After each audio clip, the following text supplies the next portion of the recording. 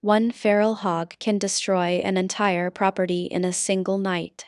Here is what farmers in Texas are paying to fight back. Across the United States, feral hogs have quietly become one of the most destructive invasive animals on the landscape, rooting up fields, fouling water, and ripping through fences faster than most farmers can repair them. Federal officials now estimate that feral swine cause as much as $2.5 billion in damage and control costs every year, much of it borne directly by working farms and ranches. In Texas, where the problem is most intense, hogs are responsible for hundreds of millions of dollars in losses annually, from broken irrigation lines to ruined harvests and shredded pastures. Feral hogs did not appear overnight. They are the product of two overlapping histories: escaped domestic pigs and deliberately imported wild boar. Early European settlers released domestic pigs into open-range systems, allowing them to forage freely in forests and wetlands, with little effort to recapture every animal. Over decades, some pigs slipped completely out of human control, breeding in the wild and developing the hardier traits that define feral swine today.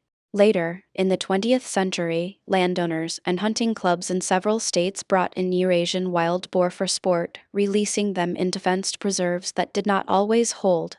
When wild boar and feral domestic pigs interbred, the result was a fast-growing, highly adaptable hybrid that now roams more than 30 states.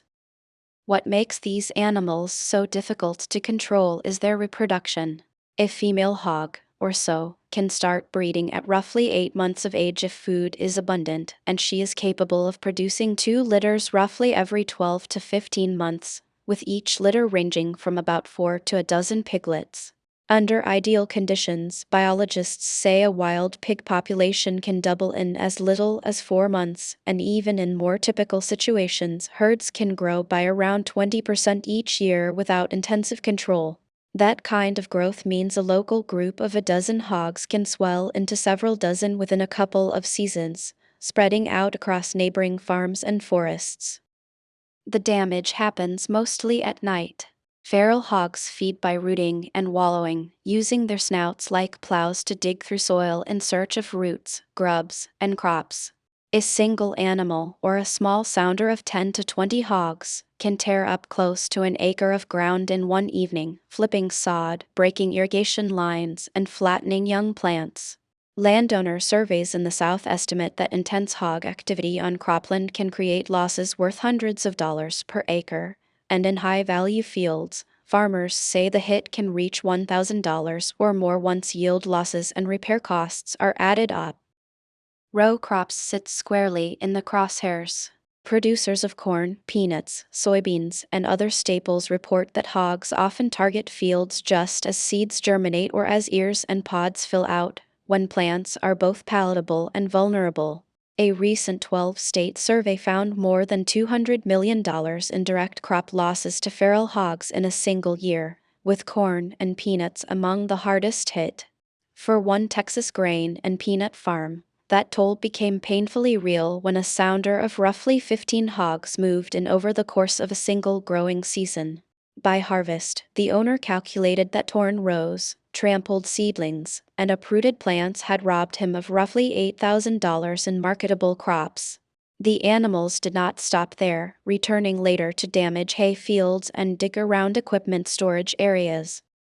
The destruction goes beyond lost yield.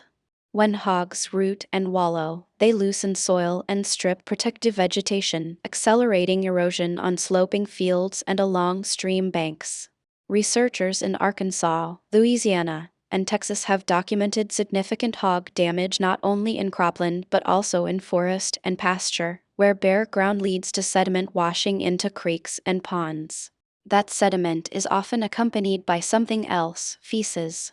Feral hogs frequently defecate in or near water, raising concerns about contamination with bacteria such as E. coli and salmonella, which can threaten downstream users, including municipal systems and other farms. Livestock producers face a more direct threat.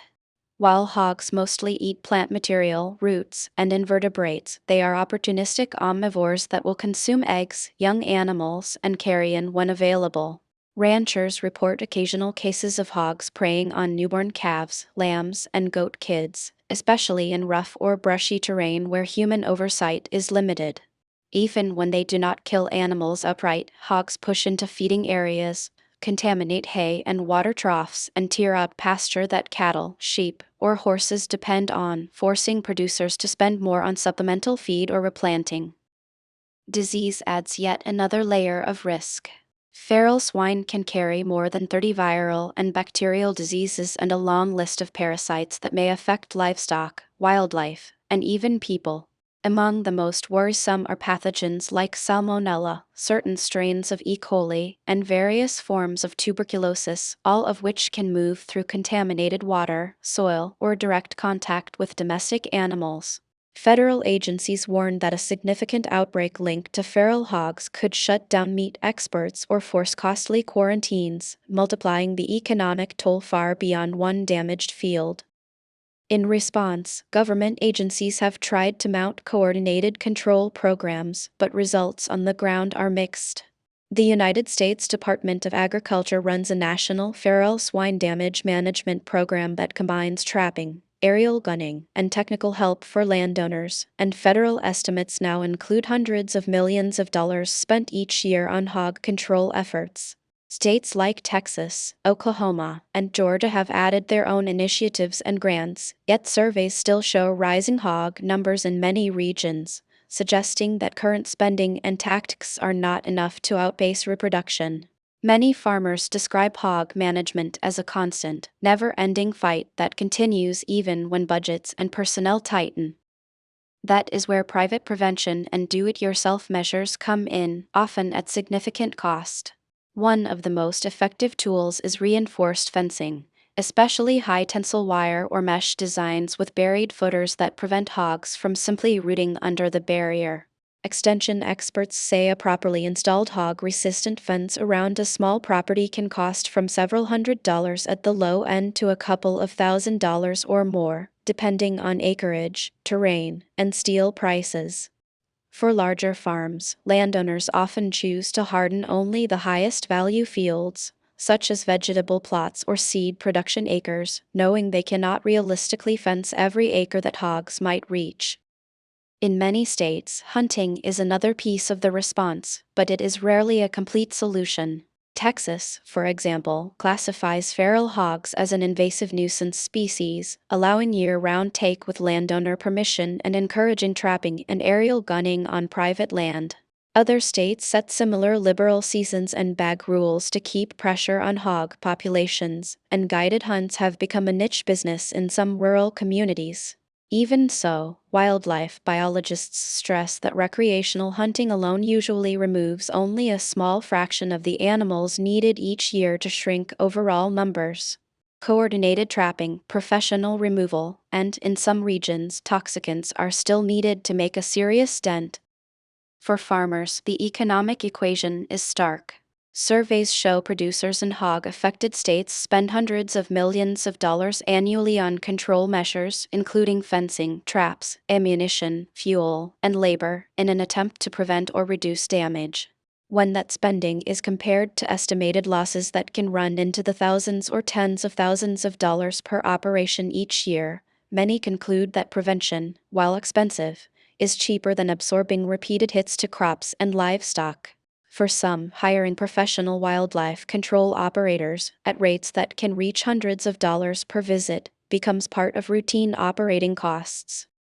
The case of the Texas farmer who lost $8,000 in one season to a group of just 15 hogs illustrates how quickly the math can turn. The cost of a couple of reinforced fences, a set of corral traps, or several nights of professional shooting may easily reach a few $1,000s up front. Yet if those investments prevent even one season of heavy damage, they can pay for themselves, and the benefits compound in subsequent years. Across much of rural America, that is the new reality. The choice is no longer between living with or without feral hogs, but between footing the bill for prevention now or paying a much higher price in ruined fields, sick animals, and sleepless nights later.